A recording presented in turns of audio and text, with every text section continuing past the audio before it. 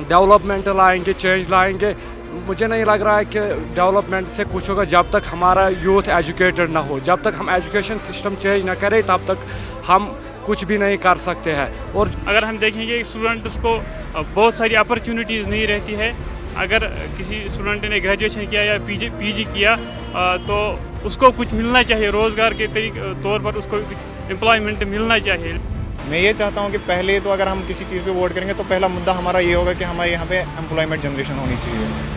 अगर गवर्नमेंट में नहीं तो एटलीस्ट प्राइवेट सेक्टर इतना डेवलप होना चाहिए जो यूथ को सपोर्ट कर सके। मेन प्रॉब्लम है कि यहाँ पे आई थिंक मैक्सिमम सारे डिप्रेशन में है। डिप्रेशन की वजह से मैक्सिमम यूथ उस डिप्रेशन से भागने के लिए सेकंड कोई मतलब ऑप्शन देखते हैं। उनके पास सेकंड ऑप्शन है ड्रग्स। यही रिक्वेस्ट करूँगा कि जो ड्रग यहाँ पे हुआ है ज़्यादा हुआ है इंक्रीज, क्योंकि मैं साउथ कश्मीर से हूँ। मैंने देखा है कि drug day by day increase ही हो रहा है, कम नहीं हो रहा।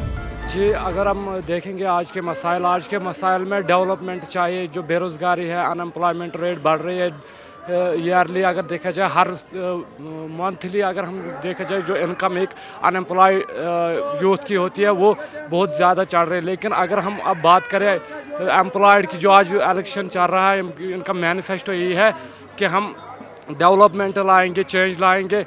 मुझे नहीं लग रहा है कि डेवलपमेंट से कुछ होगा जब तक हमारा यूथ एजुकेटेड ना हो। जब तक हम एजुकेशन सिस्टम चेंज ना करें तब तक हम कुछ भी नहीं कर सकते हैं। और जो इनका मैनिफेस्टो भी है, ये खाली मैंने देखा जो भी सियासी लीडर है, पीडीपी है, एनसी है या और कोई जमात इंडिपेंडेंट है, इनका एक मैनिफेस्टो है चेंज।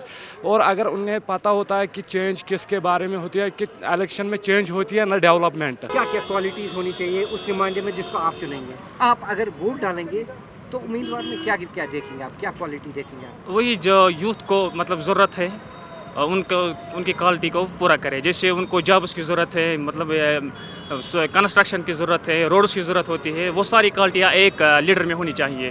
तो स्टूडेंट्स जो है डिप्रेशन के शिकार होते हैं, क्योंकि वो ग्रेजुएशन के बाद उनको जो है वसाइल मुहैया नहीं रहते हैं। जैसे कि अगर हम देखेंगे कि एम्प्लॉयमेंट उसका अगर हम देखेंगे स्टूडेंट्स को बहुत सारी अपॉर्चुनिटीज़ नहीं रहती है। अगर किसी स्टूडेंट ने ग्रेजुएशन किया या पीजी किया तो उसको कुछ मिलना चाहिए, रोज़गार के तौर पर उसको कुछ एम्प्लॉयमेंट मिलना चाहिए। लेकिन आजकल अगर हम देखेंगे तो स्टूडेंट्स को अब्रॉड जाना पड़ता है फिर उसके बाद एम्प्लॉयमेंट के लिए। तो it has lot of effect on society sir. कि अगर यहाँ पे असेंबली इलेक्शन होने वाला है तो उसमें सिर्फ हमें वो बंदे पार्टिसिपेट करना चाहिए जो वेल एजुकेटेड हो। किसी के पास एजुकेशन ही नहीं है, किसी के पास एजुकेशन है, तो मैं चाहता हूँ कि जिसके पास एजुकेशन हो वही इस इलेक्शन में आ जाए।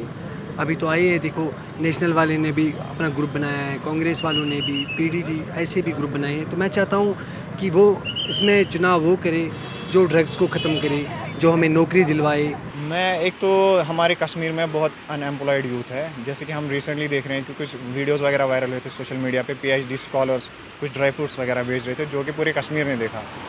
मैं ये चाहता हूँ कि पहले तो अगर हम किसी चीज़ पे वोट करेंगे तो पहला मुद्दा हमारा ये होगा कि हमारे यहाँ पे एम्प्लॉयमेंट जनरेशन होनी चाहिए। अगर गवर्नमेंट में नहीं तो एटलीस्ट प्राइवेट सेक्टर इतना डेवलप होना चाहिए जो यूथ को सपोर्ट कर सके, ताकि जो हमारे पढ़े लिखे भाई है वो कहीं ना कहीं पे सेटल हो जाए, चाहे प्राइवेट सेक्टर में हो या गवर्नमेंट सेक्टर में। हमारे कश्मीर में क्या होता है ना कि हम फुल्ली डिपेंड होते हैं गवर्नमेंट जॉब्स के लिए। हमारे पास प्राइवेट सेक्टर बिल्कुल ज़ीरो है। और अगर हम यहाँ पे प्राइवेट सेक्टर में जाते भी हैं इंटरव्यू के लिए तो वहाँ पे सैलरी उतनी नहीं मिलती है जो कि एक डिज़र्विंग कैंडिडेट को मिलनी चाहिए। अगर कोई किसी में काबिलियत है, यहाँ पे तो हमारे पास यूथ बहुत टैलेंटेड है, मगर हमारे पास वो अपॉर्चुनिटी नहीं है कि हम अपने टैलेंट को यूटिलाइज़ कर पाए। पहला तो यही होगा। दूसरा कि हमारे यहाँ पे डेवलपमेंट्स होनी चाहिए। अभी भी बहुत सारी कुछ जगह है जो अंडर डेवलप्ड है। कि मैं एक रिसेंटली एक पोस्ट देख रहा था, आई थिंक शायद गुरेज साइड का कोई था, वहाँ पे उन बेचारों को अभी तक इलेक्ट्रिसिटी नहीं थी। तो ऐसी ऐसी जगह जो बिछड़े हुए लोग हैं उनको हमें जुड़ाना है सिटी के साथ। वहाँ पे रोड कनेक्टिविटी अच्छी होनी चाहिए, इलेक्ट्रिसिटी उनके पहुँचनी चाहिए। मोर ओवर कि वहाँ पे स्कूल्स बनने चाहिए, डेवलपमेंट होनी चाहिए, स्कूल्स, बिल्डिंग, मतलब हॉस्पिटल्स वगैरह वहाँ पे भी। कश्मीर की यंग जनरेशन है वो ग्रैपल कर रही है ड्रग एब्यूज़ के साथ। डोंट यू थिंक उसकी ज़रूरत है ड्रग्स कंट्रोल करने की, ड्रग्स मैनेज को कर्ब करने की? जी बिल्कुल, यहाँ पे जो यूथ है ज़्यादातर ड्रग्स में है, बट हमें पहले रूट काज देखना है कि एक यूथ ड्रग कर क्यों रहा है। मेन प्रॉब्लम है कि यहाँ पे आई थिंक मैक्सिमम सारे डिप्रेशन में है। डिप्रेशन की वजह से मैक्सिमम यूथ उस डिप्रेशन से भागने के लिए सेकंड कोई मतलब ऑप्शन देखते हैं, उनके पास सेकंड ऑप्शन होता है ड्रग्स। तो ये हमें पहले एड्रेस करना है कि यूथ ज़्यादातर ड्रग्स की तरफ क्यों जा रहा है, ना कि ये कि लोग ड्रग्स कर रहे हैं तो रोकना है। पहले हमें रूट काज तो पता करना है ना कि ड्रग्स कर क्यों रहे हैं। आजकल के जो मतलब ये यूथ है वो बहुत पढ़े लिखे हैं, लेकिन उनको जो जॉब नहीं मिल रहा है, इसलिए वो ड्रग्स की तरफ माइल होते हैं दिन ब दिन। हाँ, मैं यही रिक्वेस्ट करूँगा कि जो ड्रग यहाँ पे हुआ है ज़्यादा हुआ है इंक्रीज़, क्योंकि मैं साउथ कश्मीर से हूँ। मैंने देखा है कि drug day by day increase ही हो रहा है, कम नहीं हो रहा है। अगर आप देखिए 2016, 2017, 2018 इस सदी में बहुत ड्रग कम था। अब आज जब देख रहे हैं कि जो यूथ एजुकेटेड है, बीटेक करके है, यहाँ की ग्रेजुएट है, MA BEd है, ज़्यादातर यूथ वही उसमें इन्वॉल्व है। अगर गवर्नमेंट चाहे तो उनको पहले ड्रग एडिक्शन के बारे में प्रोग्राम अवेयर करे, ताकि हमारा जो फ्यूचर है वो बच जाए।